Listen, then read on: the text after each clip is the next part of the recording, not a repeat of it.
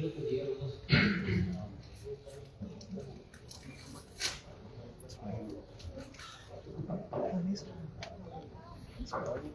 no sé si nos mira. Yo lo que hermanos, damos gracias a Dios por su misericordia. Vamos a ver la palabra de Dios en Mateo 28, versículos de 1 a 15. Lo que habla la palabra de Dios, hermanos, quiero recordarles que estemos orando, hermanos, por nuestro hermano Rubén, nuestro hermano Jorge Moreno, que también posteriormente estarán compartiendo la palabra de Dios con ustedes, y también por la recuperación de la salud de nuestro pastor Eliseo, donde también él puede seguir compartiendo la palabra con nosotros, por cada hermano, por cada siervo fiel que el Señor ha levantado para predicar la palabra de Dios y enseñarla. Oremos unos por otros y recibamos con humildad la palabra de Dios, de que el Señor nos transmita su mensaje. Amén. Así que estemos orando mucho por eso. Vamos a abrir la palabra de Dios, hermanos, ahí en Mateo capítulo 28, versículos del 1 al 15.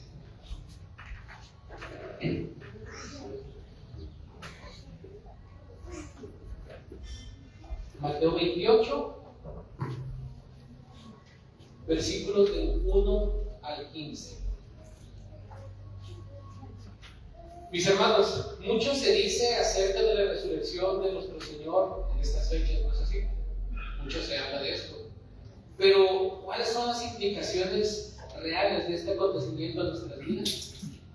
¿Cómo deberíamos responder ante este acontecimiento histórico trascendental? Este texto nos da la respuesta, mis hermanos. En este texto, Cristo nos enseña cómo debemos responder al acontecimiento de su resurrección con el propósito de que lo adoremos y anunciemos el Evangelio a otros.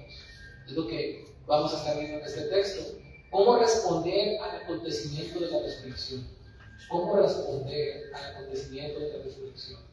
Vamos a ver en el versículo 1, hermanos, que debemos responder con interés por el Señor. En los versículos 2 al 10 vamos a ver que debemos de responder con asombro, alegría, obediencia y adoración. Y de los versículos 11 al 15 vamos a ver que debemos de responder evitando la obstinación. Eso es lo que estaremos viendo en este texto, en este mensaje.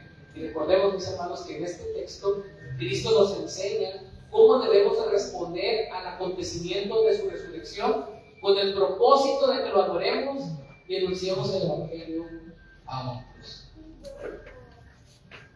Explicar un poquito, hermanos, acerca del contexto de este Evangelio. Sabemos que el autor fue Mateo, un cobrador de impuestos, y aunque no menciona específicamente este Evangelio el autor, sabemos que en su mayoría, por ejemplo, los padres de la iglesia, como Papías, obispo de Frigia, alrededor del 130, Justino Mártir, Ireneo, Jerónimo, concuerdan en la autoría de Mateo. Todas las copias del primer Evangelio llevan el encabezado ahí, según Mateo.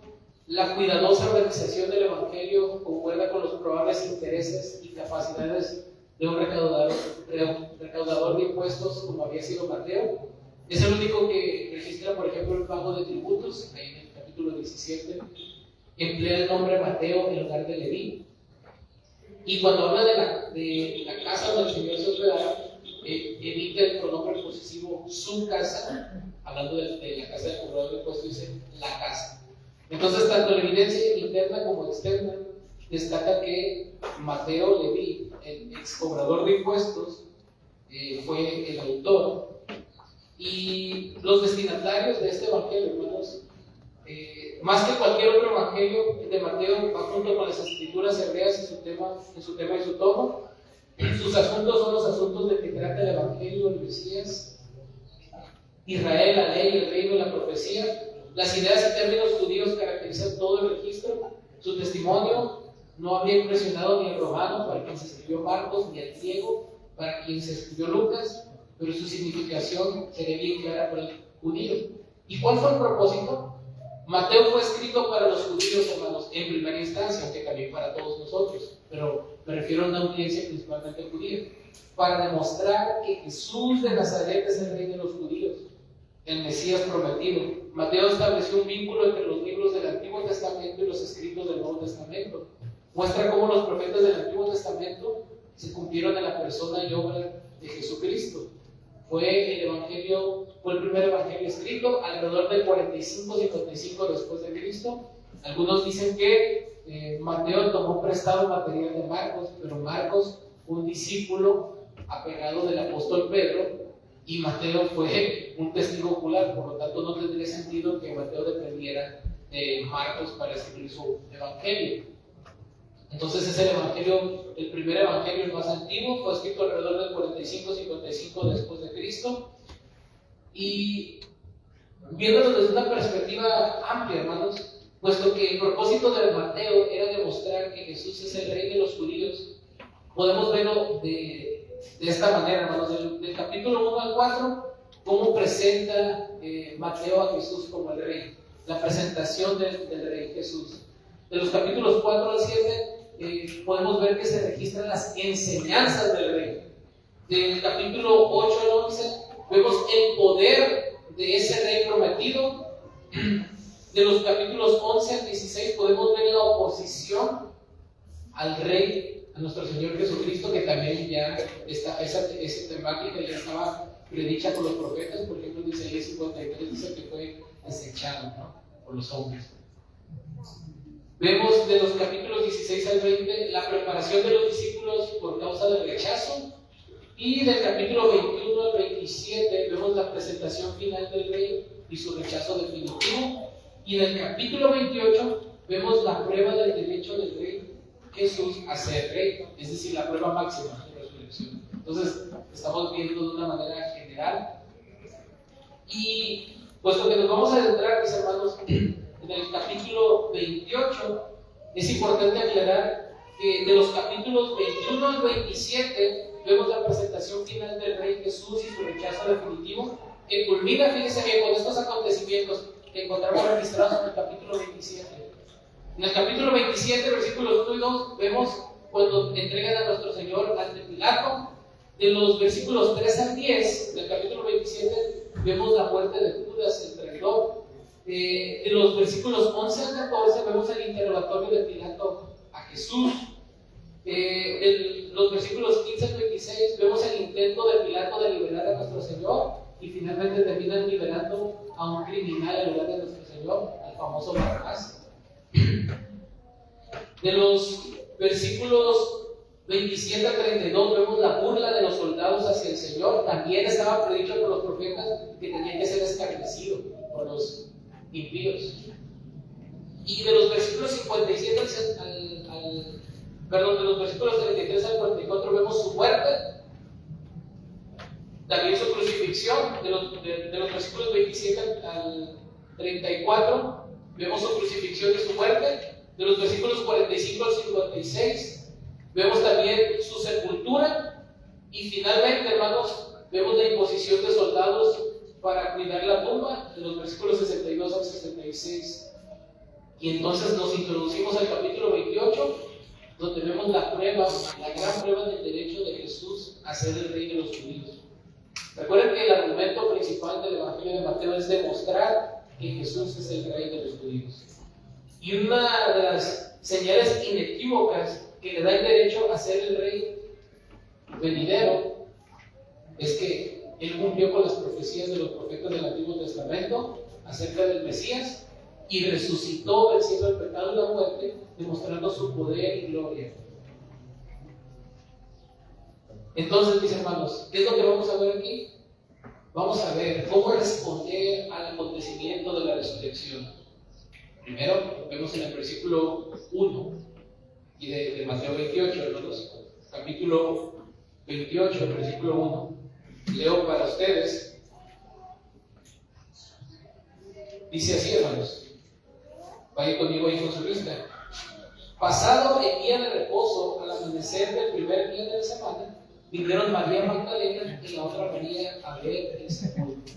¿Cómo responder al acontecimiento de la resurrección, hermanos? Miren, Aquí se nos menciona a las dos Marías. ¿Quiénes eran estas Marías?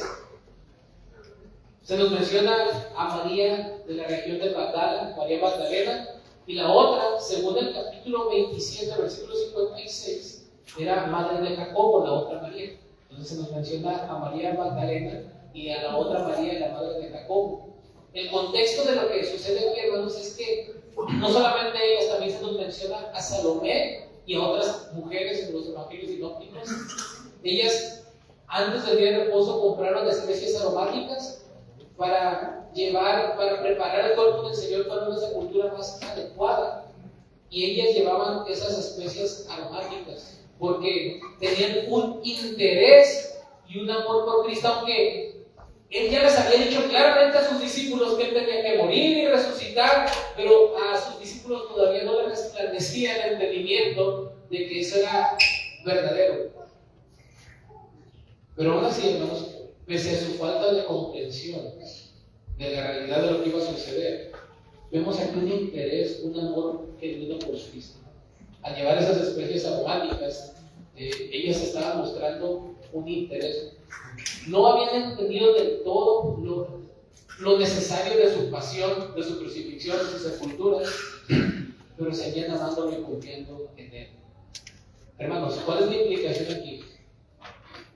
Nosotros no entendemos todo lo que el Señor permite en nuestras vidas y lo que sucede alrededor, pero todo lo que Él ha dicho y ha prometido acerca de sí en el cumplimiento de su plan redentor se cumplirá. Y aunque nosotros, por nuestra limitación y pecado y dureza de corazón para entender todo lo que los profetas han dicho acerca de Él, aún así, si somos sus discípulos genuinos, regenerados por la obra del Espíritu Santo, tenemos que mostrar un amor sincero y un genuino interés por Cristo y buscarlo. ¿Sí? Ellas fueron al sepulcro el primer día de la semana, pasando el día de reposo. Y esto es importante para nosotros, hermanos, porque esto marca, hermanos, por qué nosotros adoramos al Señor, aunque no sea el tema principal aquí, es algo secundario, pero es importante mencionarlo, que nosotros adoramos a nuestro Señor Jesucristo el primer día de la semana, porque este es un patrón que vemos desde la iglesia primitiva.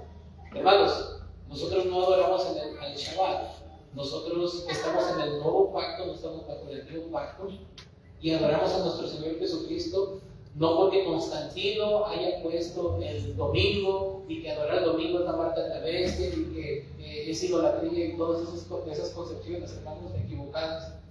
Bíblicamente, hermanos, nosotros podemos ver un patrón que los discípulos comenzaron a adorar al Señor el primer día de la semana. Por ejemplo, podemos ahí ir a Juan 21, donde dice: el primer día de la semana, María Magdalena fue de mañana, siendo aún oscuro el sepulcro, y vio quitada la piedra del sepulcro.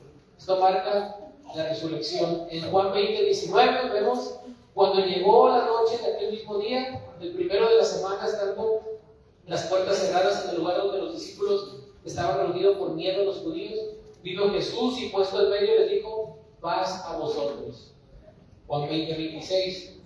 8 días después, es decir, el primer día de la semana, estaban otra vez sus discípulos dentro. ¿Se fijan cómo vemos un patrón que los discípulos se reunían el primer día de la semana? Y con ellos Tomás. Llegó Jesús estando las puertas cerradas y se puso en medio de ellos y les dijo: paz a vosotros. Hechos 27. Escuchen, el primer día de la semana, reunidos los discípulos para partir el pan, Pablo les enseñaba habiendo de salir al día siguiente y alargó el discurso hasta la medianoche. Imagínense que pudiéramos invitar a predicar al apóstol Pablo. Nadie quería invitarlo, ¿no? Porque se largaban sus sermones, pero era el apóstol Pablo. Nosotros no somos Pablo. No se preocupe, no me voy a alargar. Pero el punto que quiero resaltar aquí es: el primer día de la semana estaban reunidos. Primero a los Corintios 16:2. Cada primer día de la semana, cada uno de vosotros ponga aparte algo según haya prosperado, guardándolo, para que cuando Dios llegue no se recojan entonces ofrendas. ¿Ven este patrón, hermanos? El hecho de que se mencione el primer día de la semana no es algo casual. Y en Apocalipsis 1:10 dice Juan, cuando estaba en la lista de Patmos recibiendo la revelación del Apocalipsis: yo estaba en el espíritu del día del Señor y oí detrás de mí una gran voz como de profeta. Los cristianos conocían el domingo, hermanos, el primer día de la semana, como el día del Señor. porque fue cuando resucitó nuestro Señor. Entonces, hermanos, concluyo aquí con una nota de la Biblia de Estudios de la Reforma. La resurrección de Jesús santifica implícitamente el primer día de la semana como el nuevo día de adoración, reemplazando el Shabbat del séptimo día para el pueblo del nuevo pacto de Dios. Los primeros cristianos lo llamaban el día del Señor, como hemos visto en todos estos textos, ¿no? Ahora quiero aclarar esto. No es que nosotros observamos el domingo, ¿no? No es que se cambió el sábado para observar el domingo, no. Nosotros adoramos el domingo, perdón. Y está a punto de decir algo que no es correcto. Adoramos al Señor el domingo, no porque adoremos el domingo, sino porque para nosotros está arrebatado el hecho de que Él resucitó el primer día de la semana y nosotros confiamos en un Cristo que murió pero que resucitó y que estamos en el nuevo pacto.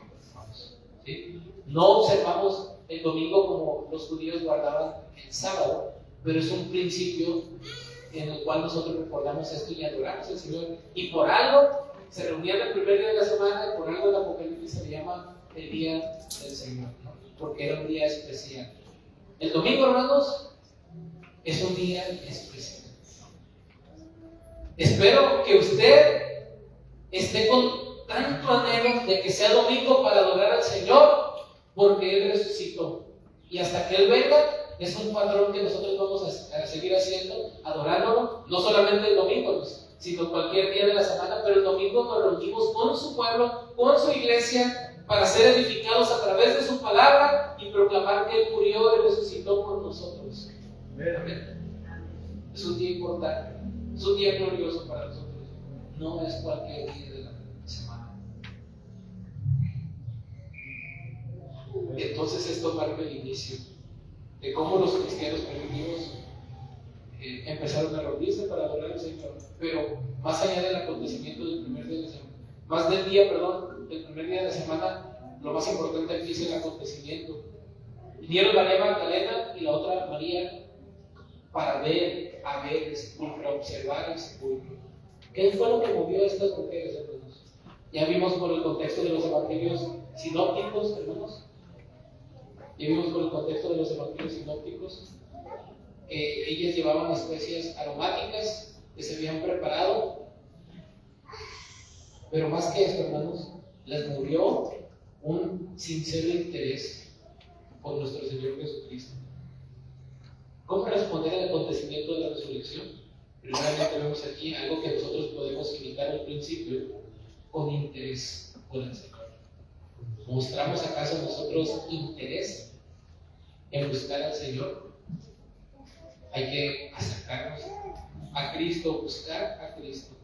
No tenemos todas las respuestas en nuestra mente limitada por ser duros de corazón y tardos para creer lo que los profetas han dicho, pero nuestro amor por Cristo, aunque imperfecto, debe de ser invariable y se debe de manifestar en todo momento, en cualquier circunstancia. ¿Sí? Muestre interés por el Señor. ¿Qué es no mostrar interés? ¿Qué es lo contrario? Hermanos,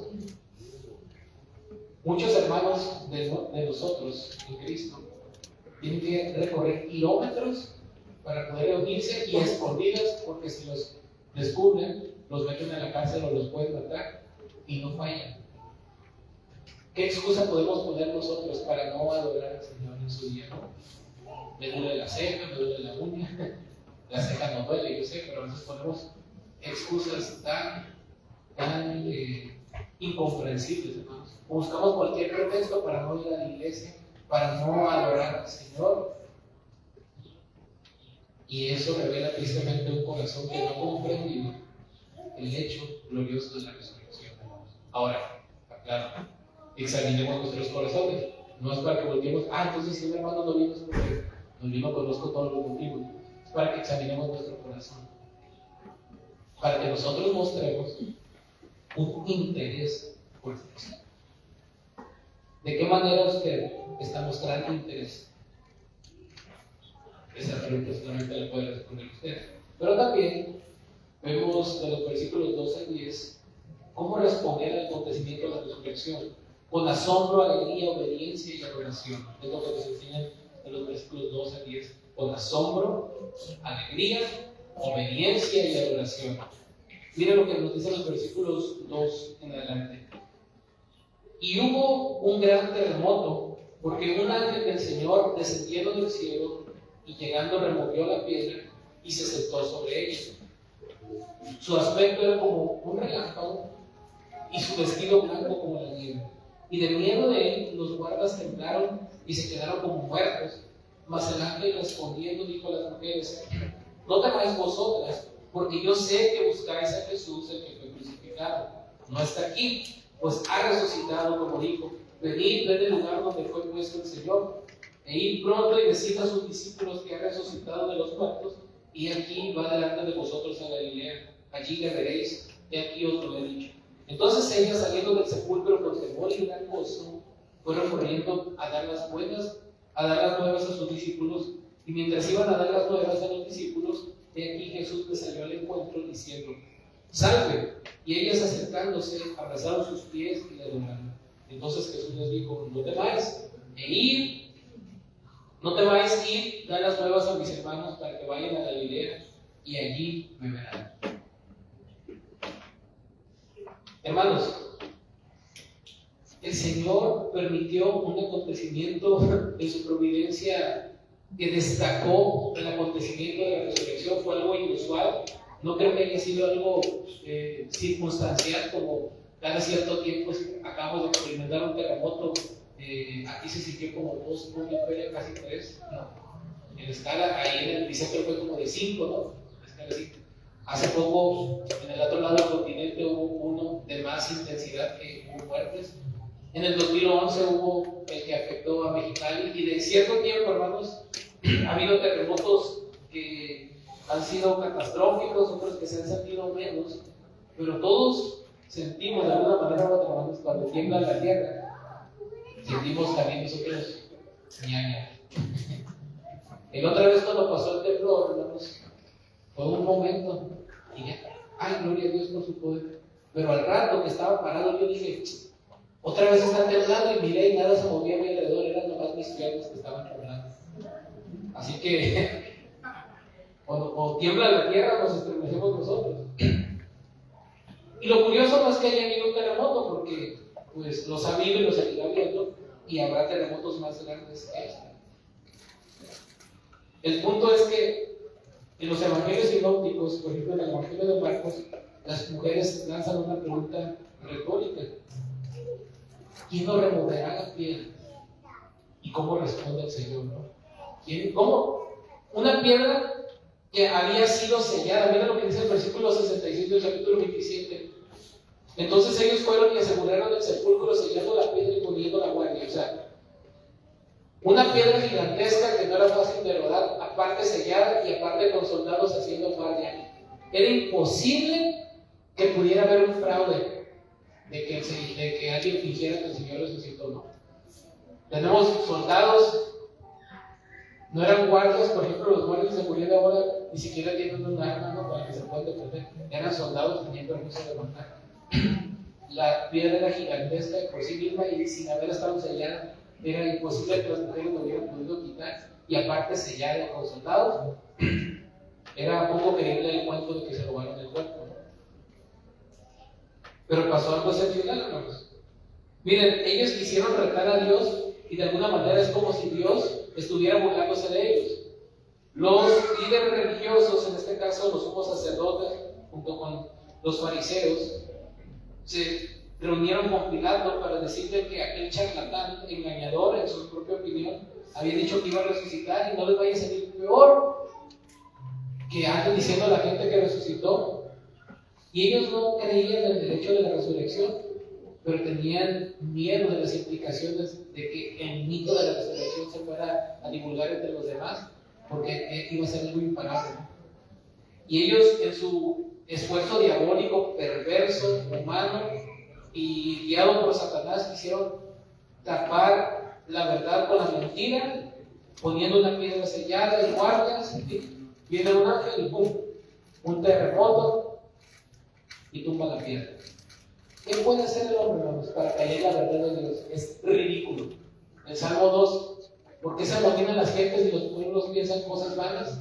El ser humano es un golpe de estado divino a Dios. Dice, despidémonos de todo aquello que nos ata a Dios y a ungido, pero que mueren los hijos se reirá. Es ridículo que nosotros intentemos hacer un golpe de estado a Dios. Es ridículo que digamos, tenemos que desligarnos de todo aquello que nos ata y seamos libres, vivamos nuestra propia vida y establezcamos Babel, nuestro propio gobierno. Si ellos ponen una piedra y la sellan, el Señor la toma como un terremoto. En muchos lugares el Señor envía siervos para que prediquen, les cortan la cabeza y su sangre sigue proclamando la sangre de Cristo. Y las puertas del Hades no pueden prevalecer contra la iglesia. El hombre, con todo y el poder diabólico que se empeciñe, no puede callar, no puede negar, no puede distorsionar la verdad de la resurrección. Esto nos debe de dar entonces gozo, valentía, para ver que el Señor es soberano y que ni las amenazas del infierno mismo nos deben detener para vivir y proclamar que Cristo murió y resucitó. Hubo un gran terremoto porque un ángel del Señor, descendiendo del cielo y llegando, removió la piedra y se sentó sobre ella. Quiero mencionar aquí que hay detalles, hermanos, que nos dan los sinópticos en Lucas, en Marcos, incluso en el Evangelio de Juan. Por ejemplo, se menciona que dentro del sepulcro un ángel está en su cabecera y otro en otro lugar, pero de alguna manera este ángel fue el que se sentó sobre la roca que fue removida. Había otras mujeres con ellas. Aquí Mateo solamente nos da el detalle de lo que pasó con María Magdalena y la otra María, ¿sí? Entonces, si queremos armar el rompecabezas, podemos leer los demás evangelios sinópticos. El punto es que en el evangelio de Marcos, estas mujeres dijeron: oh, ¿quién nos podrá ayudar a remover la piedra? Y el Señor contesta de una manera sorprendente y sobrenatural. Esto está implícito aquí. El aspecto de este ángel era como un relámpago y su vestido blanco como la nieve. Sabemos por el resto de las escrituras que los ángeles son seres creados por Dios, superiores en un sentido a nosotros, pero que no deben de ser adorados. ¿Recuerdan cuando Juan quiso adorar a un ángel y el ángel le reprendió y le dijo que no la adoraran porque él era como los demás conciervos? Nosotros no debemos de adorar a los ángeles, no tenemos ángel de la guarda para andar adorando. Los ángeles son seres creados, puestos al servicio de Dios. De hecho, la palabra ángel significa mensajero. Son seres creados por Dios para la adoración a Él y también para el beneficio de los santos. Era un ángel, hermanos.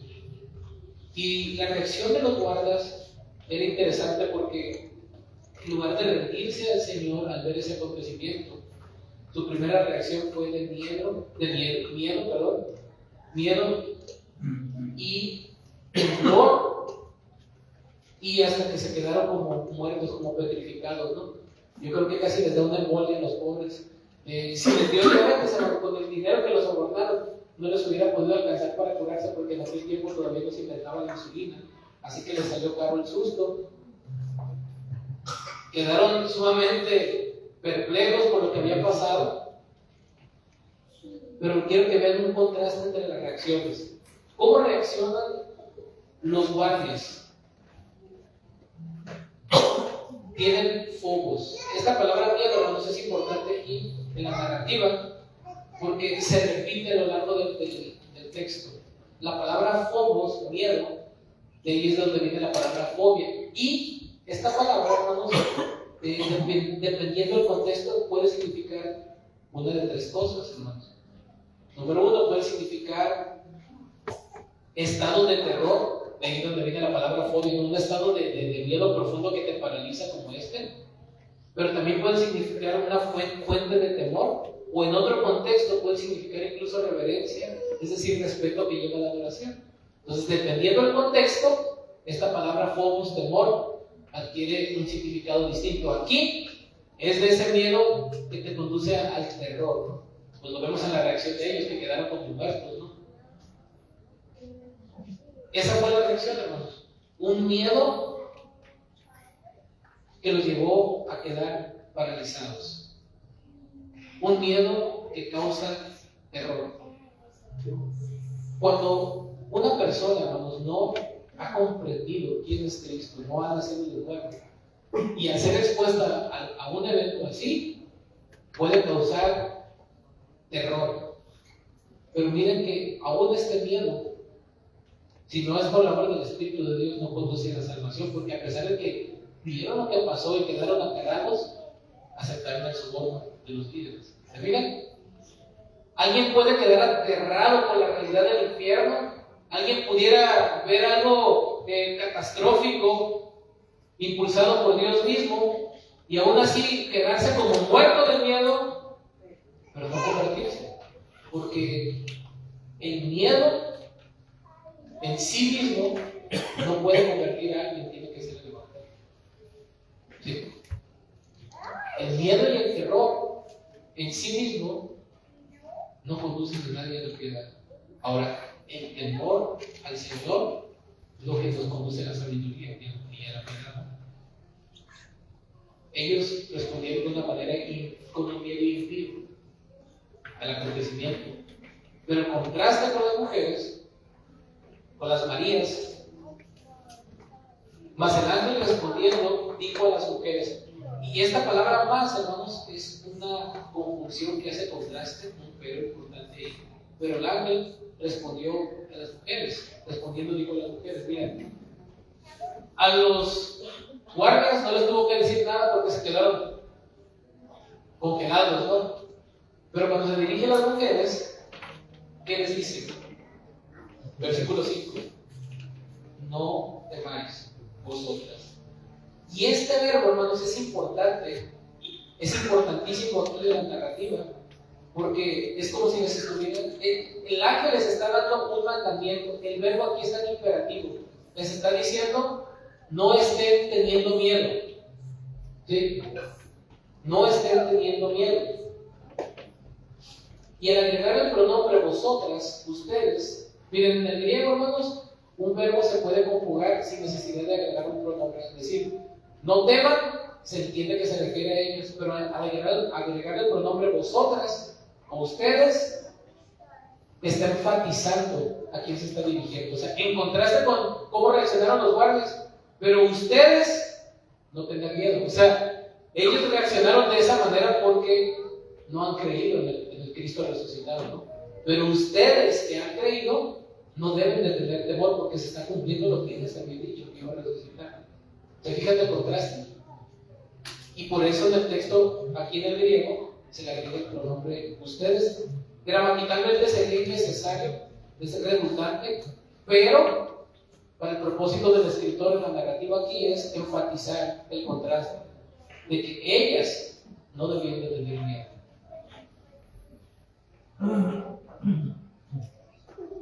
Cuando pasan catástrofes o cosas inusuales que Dios permite o provoca, la reacción de los creyentes debe de ser distinta a las de los no creyentes.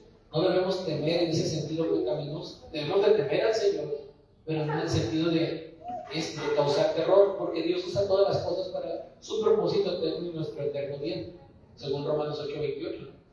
Todas las cosas nos ayudan a bien, esos a los que conforman su propósito somos llamados, ¿no? Y ese bien máximo es parecernos a Cristo, es ser conformados a la imagen de Cristo. Mientras que el mundo teme despavoridamente, hermanos, por las cosas que acontecen, nosotros no debemos de tener el miedo pecaminoso que caracteriza al mundo, hermanos. ¿Sí? Ustedes no teman. Ellos temieron porque no tenían a Cristo. Nosotros que tenemos al Espíritu Santo, que tenemos a Cristo, que sabemos cuál es nuestro fin, no debemos de tener ese miedo pecaminoso. Debemos de temer en un sentido, pero no en ese sentido pecaminoso. Porque Dios está con nosotros, hermanos. Hemos sido redimidos por su gracia y todas las cosas ayudarán a nuestro bien eterno para su gloria y para su propósito eterno. Miren el contraste entonces. Ellos se quedaron petrificados de miedo, pero ustedes no teman. ¿Por qué? ¿Por qué no deben de temer? Porque yo sé que buscan a Jesús, el que fue crucificado. Lo que ustedes están haciendo es correcto, buscar al cuerpo del Señor porque llevaban las especies aromáticas. ¿Pero qué creen? Versículo 6, no está aquí, pues ha resucitado como dijo. Esta frase es importante. Ha resucitado como dijo. No repitió una y otra vez el Señor que era necesario que él fuese entregado a manos de los gentiles, de los impíos, que fuera abofeteado, golpeado, escupido, maltratado, crucificado, porque el tercer día resucitaría. Destruir este templo y en 3 días lo edificaré. ¿Recuerdan? Ya lo había dicho. Solo que tristemente, aún sus discípulos, hermanos, eran tardos y duros de corazón para creer lo que los profetas habían dicho. ¿Recuerdan ahí en Lucas, los discípulos camino a Emaús, bien tristes por lo que había pasado? Y que el Señor se desaparece y ellos ni cuenta que era Cristo. Y ahí hasta le regañaron. Eres tú el único forastero que no sabes lo que ha pasado, que los mira que nosotros creíamos que iban a rendir a Israel y todo, y pasó esto y todo. Y comenzando desde Moisés y con los profetas, le revela lo que él decía. Luego desaparece de ellos y dice: no ardía nuestro corazón cuando nos hablaba de las Escrituras. Lo invita todavía, comer con él, cuando descubren, cuando entienden quién es, desaparece de su vista. Pero él les dice algo interesante ahí. Insensatos y tardos de corazón para creer lo que los profetas han dicho. Miren, vamos a ir a Lucas 24, por favor. En el versículo 25. Entonces él les dijo: oh insensatos y tardos de corazón para creer todo lo que los profetas han dicho. ¿No era necesario que Cristo padeciera estas cosas y que entrara en su gloria? ¿Era nuevo esto? No. ¿Se los había anunciado? Claro. ¿Lo habían entendido? Eso es otra cosa. Él había dicho que iba a resucitar y resucitó. Y para comprobar eso, hermanos, les dice: venid, ved el lugar donde fue puesto el Señor. Ahí es donde entran al sepulcro. E ir pronto y decir a sus discípulos que ha resucitado de los muertos, y aquí que va delante de vosotros a Galilea, allí le veréis, y aquí os lo he dicho.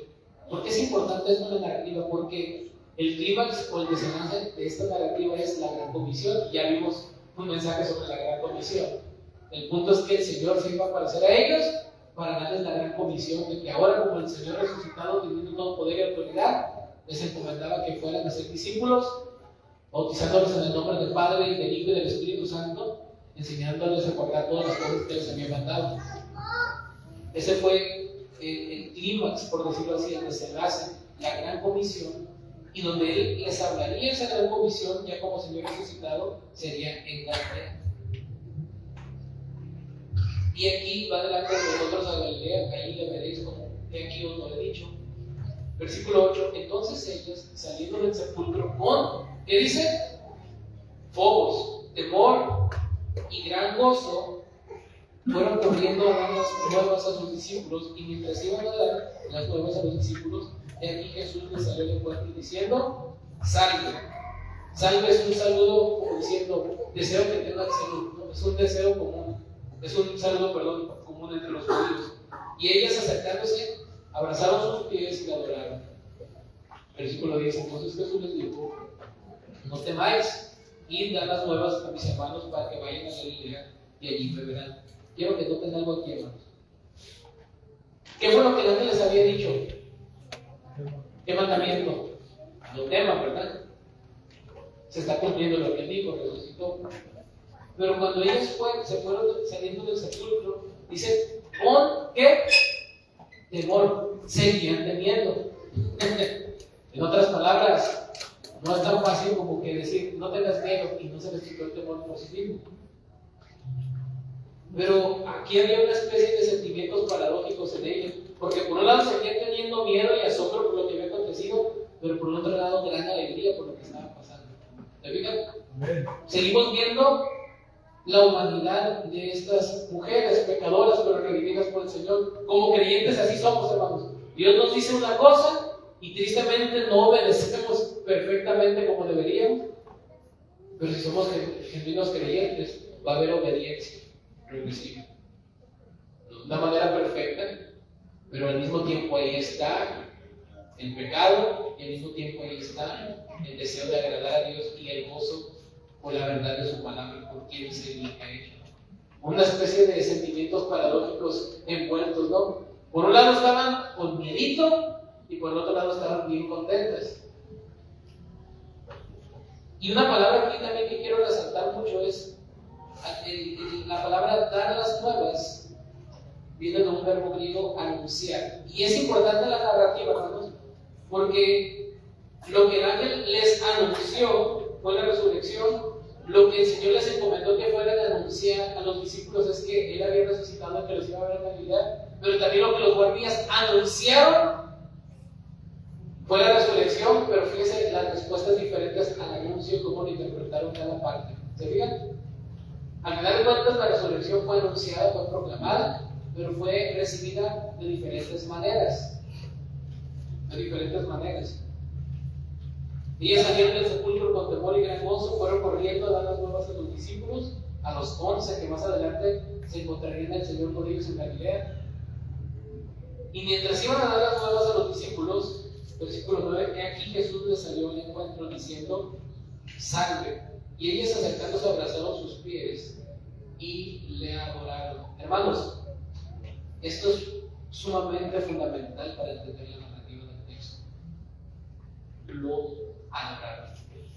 Fue lo mismo que harían los discípulos en el versículo 16, en el versículo 17, cuando él sale al encuentro en el monte de Galilea. Versículos 16 y 17, miren. Pero los 11 discípulos se fueron a Galilea, al monte donde Jesús les había ordenado, y cuando le vieron, ¿qué hicieron? Le adoraron, pero algunos dudaban. Este verbo, hermano, adoraron, viene del griego proskuneo, que significa adorar, rendir homenaje y postrarse delante de él. Pero fíjense bien, según Kittel, hermanos, este término siempre se usa en el Nuevo Testamento. Fíjense bien, en el Nuevo Testamento, en el sentido de rendir adoración a Dios. Escuche bien, esto es importante. Los discípulos adoran a Jesús, por ejemplo, cuando comienzan a entender su filiación divina. Vámonos, por ejemplo, hoy en Mateo 14:33. Mateo 14:33.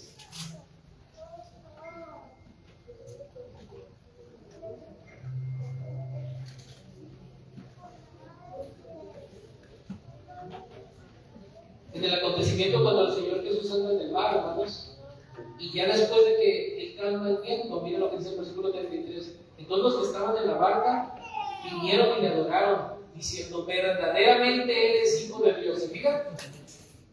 Este verbo adorar implica la adoración a Dios. Ellos comenzaron a adorar al Señor cuando comenzaron a cantar su filiación divina. También cuando se encuentran con el Señor resucitado, como lo vimos en el versículo 17. Este verbo, hermanos, entonces nos implica que los demás discípulos también lo adoraron como Dios y que nosotros también lo debemos de adorar como Dios.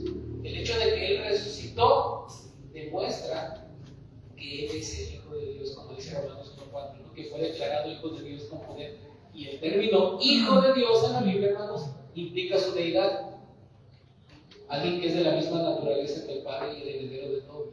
¿Sí? El hecho de que reconozcamos que el Señor Jesús resucitó también está relacionado con la verdad de su divinidad, hermanos. Amén. Reconocer que Él es Dios y adorarlo como tal, como Dios. ¿Cómo reaccionó el ángel ahí en Apocalipsis con Juan cuando lo quiso adorar? Lo reprendió, ¿verdad? ¿Cómo reaccionó nuestro Señor Jesucristo cuando Tomás, el incrédulo, lo adoró? Le pegó ahí una regañada y le dijo, no me adores porque adoras solamente a Dios. Lo reprendió porque tardó en querer eso, ¿no? Y le dijo, porque me has creído, ¿no? Pero aceptó esa adoración. Sería sumamente garrafal y pecaminoso, hermanos, adorar a un ser creado. Si Jesús no fuera Dios, sería un terrible error y pecado adorarlo. Pero puesto que Él es Dios hecho carne, la segunda persona de la Trinidad, se nos ordena adorar. La resurrección implica eso, hermanos, la adoración al Dios encarnado, nuestro Señor Jesucristo. No simplemente reconocer que Él fue un buen hombre, un buen profeta, alguien que hizo bienes, alguien que amó, Él es Dios hecho carne que vino a pagar el precio por nuestros pecados por medio de su sacrificio expiatorio. Él es Dios. Jesús es Dios, hermanos. Y esto tiene implicaciones tan tremendas y profundas para nosotros, porque Dios mismo, hermanos, Dios mismo vino a buscar a sus ovejas. Y también estaba profetizado desde que yo mismo iré por mis ovejas. Sí, Él es el buen pastor que da su vida por las ovejas. Amén. Único en su clase. Hermanos, Dios mismo vino a buscar esta alma que se había perdido. El Dios que creó el universo, el Dios trascendente, el Dios todopoderoso, a que los querubines, hermanos, allá en Isaías 6, con dos alas cubren sus ojos, con dos sus pies, y dicen: Santo, santo es el Señor de los ejércitos, Jehová. No se atreven a mirar la esencia de Dios porque son seres creados santos, pero Dios es tan santo que hasta cierto punto es inaccesible. Ese Dios tan glorioso toma la naturaleza humana sin dejar de ser Dios, se humilla de la manera más grande que se puede humillar por amor y paga la pena judicial por nuestros pecados y resucita convirtiéndose en nuestros. Ese Dios glorioso fue el que resucitó. Se encargó. Jesús no fue el arcángel Miguel, no fue un simple hombre, fue Dios encarnado. El Verbo se hizo carne. Por eso, hermanos, este texto es tan importante. ¿Cuál fue la reacción de ellos al verlo resucitado, hermanos? Abrazaron sus pies y le mostraron ese sentimiento de aprecio y le brindaron adoración, hermanos. ¿Qué debe de provocar este acontecimiento en nosotros, hermanos? Primeramente, fíjense cómo reaccionaron: con temor, ¿verdad? Asombro, porque es algo inusual. Alegría, porque él no permaneció en la tumba. Obediencia, porque él les dijo: vayan y anuncien a mis hermanos, y ellos lo hicieron, ¿verdad? Debe de provocar en nosotros obediencia, pero también adoración. Adoración. El hecho de saber que nuestro Señor resucitó, hermanos, debe de producir en nosotros adoración. Reconocer que Él es Dios, que es el ser más glorioso del universo y que solamente Él es digno de toda nuestra admiración, amor, respeto y dedicación. Una total rendición a su Señoría, porque no hay nada tan glorioso. Eso implica que usted y yo entendamos que Él resucitó, hermanos. No solamente que cantemos un himno, que vengamos a un servicio de resurrección y que estemos contentos por eso, implica asombro, alegría, obediencia, pero adoración. Adoración, hermanos. Sigamos el mismo ejemplo que ellos y que los discípulos le adoraron. Nosotros ya no lo tenemos físicamente, pero tenemos a su Espíritu Santo, tenemos las Escrituras, tenemos la predicación de su palabra y Él está presente en su iglesia. Amén. Y lo vemos en el libro de Apocalipsis, ¿no? Que Él está entre los candelabros. Jesús está presente en su iglesia, hermanos. Él ya resucitó y va a volver. ¿Cómo debemos responder entonces a este acontecimiento glorioso? Adorando. ¿Y qué implica adorarlo? No solamente cantar un himno, es una actitud del corazón en la cual nos rendimos totalmente a Él y entendemos que solamente Él es digno de todo nuestro amor, respeto, admiración y que solo por Él nosotros podemos ser perdonados ante el Padre. No hay nada que nosotros tengamos en nosotros mismos que Dios pudo haber visto bueno en nosotros, sino solo por su vida perfecta, su obediencia, su sacrificio y su resurrección, que nosotros hemos sido perdonados y salvados. Amén. Solo por Él.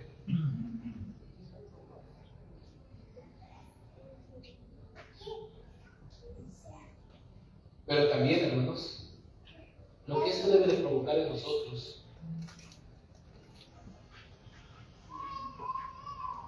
es evitar la obstinación. ¿Cómo responder ante este acontecimiento glorioso de la resurrección, hermanos? ¿Cómo responder al acontecimiento de la resurrección? Por último, hermanos, en los versículos 10 al 15, debemos de evitar la obstinación. Evitando la obstinación. Fíjense cómo reaccionaron. Mientras que las mujeres, ¿cómo reaccionaron? Con asombro, con alegría, con adoración. ¿Cómo reaccionaron los guardias? ¿Cómo reaccionaron los líderes, los sacerdotes, los principales sacerdotes, los sumos sacerdotes? Versículos 11 en adelante. Mientras ellas iban, ¿a dónde iban? ¿Cuál era la encomienda? Tenían que avisarle a los demás lo que había acontecido para que se reunieran en Galilea, donde él se les aparecería y entonces les daría la gran comisión, ¿de acuerdo? Mientras ellas iban, aquí unos de la guardia fueron a la ciudad y dieron aviso a los principales sacerdotes de todas las cosas que habían acontecido. Y reunidos con los ancianos y habido consejo, dieron mucho dinero a los soldados, diciendo: decid vosotros, sus discípulos vinieron de noche y lo hurtaron, es decir, lo robaron, estando nosotros dormidos. Y si esto lo haría el gobernador, ¿quién era el gobernador de ahí? Poncio Pilato. Nosotros le persuadiremos y los pondremos en salvo. Y ellos, tomando el dinero, hicieron como se les había instruido. Este dicho se ha divulgado entre los judíos hasta el día de hoy. Obviamente que dice aquí, hasta el día de hoy, cuando fue escrito este evangelio. Hermanos, ¿cómo reaccionaron los guardias? Miren, nosotros nos admiramos de Judas, pero aquí otros Judas, hermanos. ¿Cómo reacciona la gente, hermanos? Viendo lo glorioso que es Cristo, viendo que la palabra de Dios es verdad, viendo que un día vamos a morir, viendo que somos pecadores, viendo que Dios existe, viendo que esto es verdad, con nuestros propios ojos, nos cegamos en el corazón, abrazando el pecado y diciendo y obstinándonos y diciendo: voy a seguir viviendo mi propia vida en pecado y disfrutar hasta que me muera. No me importa la salvación. Es terrible, es triste, hermanos. Incluso, hermanos, fíjense bien, la historia ficticia del cuerpo robado circulaba aún hasta los días de Justino Mártir, allá alrededor del 160. Qué gran pecado, hermanos, qué gran pecado. Póngase a pensar, hermanos, todo lo que la palabra de Dios nos dice. Incluso nos dice en un pasaje que hasta más de 500 hermanos lo vieron a la vez. Los discípulos estaban acobardados, negaron al Señor antes de la resurrección cuando lo aprendieron. Y muchos murieron gozosos por esta verdad de que Él había muerto y resucitado. ¿Puede alguien morir con tanta convicción por una mentira? Si el Señor no resucitó, pudieron haber sus discípulos, más de 500, más de 1000, ponerse de acuerdo y decir: vamos a morir por una mentira para engañar a la gente, para decir que este hombre era el Mesías y que resucitó, pero no es cierto. No es más irracional o ilógico creer la mentira del cuerpo robado que la verdad de la resurrección, hermanos, que es un hecho histórico verídico. Es un hecho histórico verídico, hermanos. Miren las reacciones, hermanos. Evita la obstinación. Pero tú puedes decir: no, yo no soy obstinado porque yo he creído que Jesús es el Mesías, creo que murió y resucitó, incluso voy a la iglesia, pero tu vida se conforma a esa verdad. ¿Te has arrepentido realmente de tus pecados? ¿Has puesto toda tu confianza en Él? Mi pregunta no es si crees en la resurrección. ¿Has nacido de nuevo? ¿Vives para Cristo? ¿Estás sometido a su señorío? ¿Estás seguro de que cuando mueras no irás al infierno porque tu vida está en manos de este Señor resucitado? Evitemos la obstinación, hermanos. Nuestro corazón se endurece y aún pese a la evidencia de la verdad, la negamos para nuestra propia perdición. Evitemos el ejemplo de los guardias y de los líderes judíos.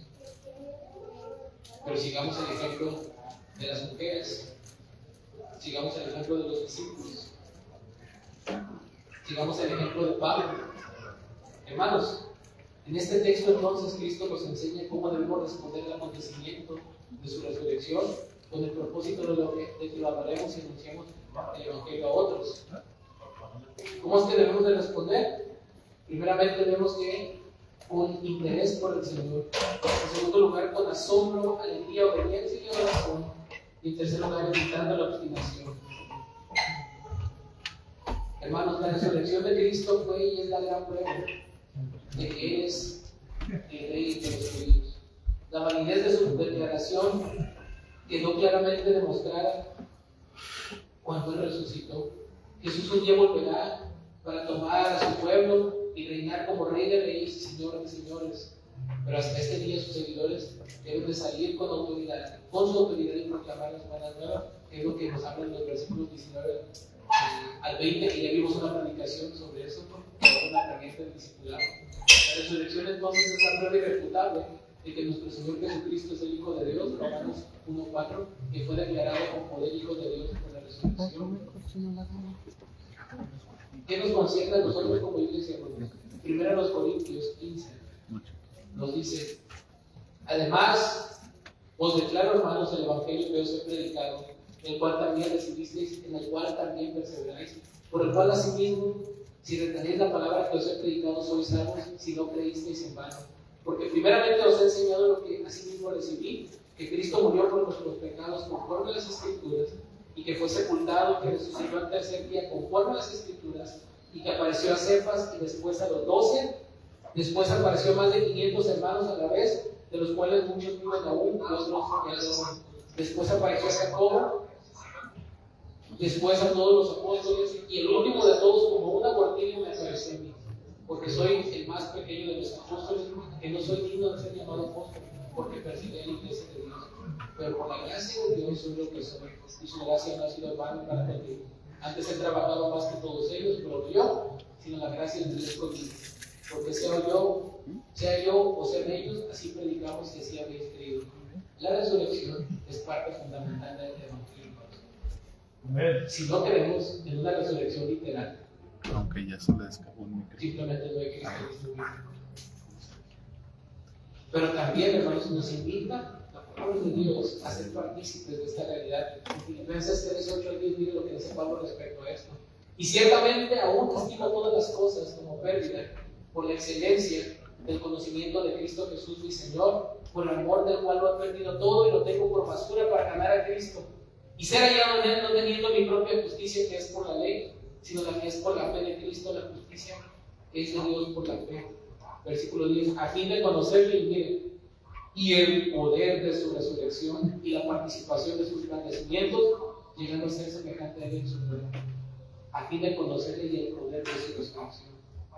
Efesios 1:15-21 nos habla de que el mismo poder que fue manifestado en la resurrección de nuestro Señor es el mismo poder que opera en los creyentes. Miren lo que dice Efesios 1:15-21.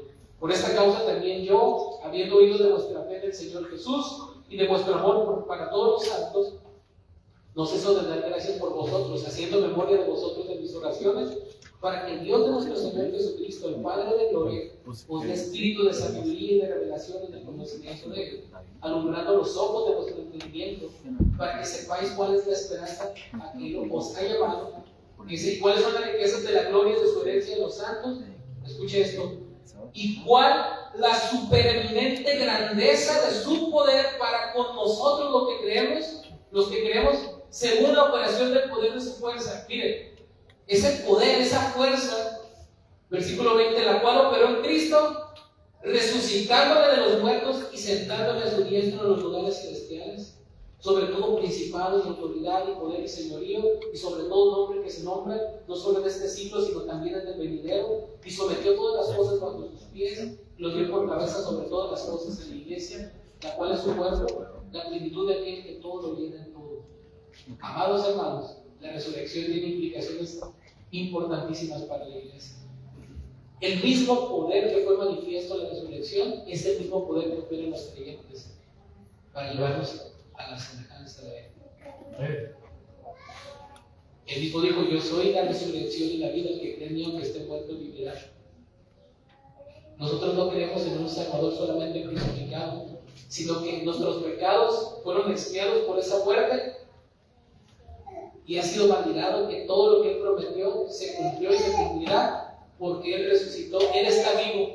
Predicamos y servimos a un Cristo crucificado, pero resucitado, y que va a volver por nosotros, hermanos. Si ha sido confrontado con el Señor de gloria resucitado, ríndete a Él para que tus pecados sean perdonados y experimentes el poder de su resurrección. ¿Cómo puedes experimentar el poder de Cristo en tu vida, el poder de su resurrección?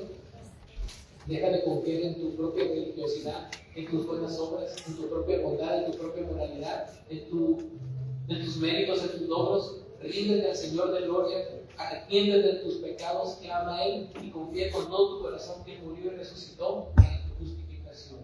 Y entonces podrás tener gozo y paz con Dios. Si no has entregado tu vida al Cristo resucitado, ríndete a Él y no imites el ejemplo de los guardias y de los líderes. Adóralo como el Dios que es. Rinde tu vida a Cristo. Ríndete ante Cristo resucitado, quien es Señor y quien un día toda rodilla se doblará ante Él conociendo su señorío. Hermanos, gloria a nuestro Dios, porque nuestro Señor resucitó. A este Dios vivo y verdadero es a quien servimos. A nuestro Señor Jesucristo, el Hijo de Dios viviente. Gloria a Dios por esta realidad, hermanos.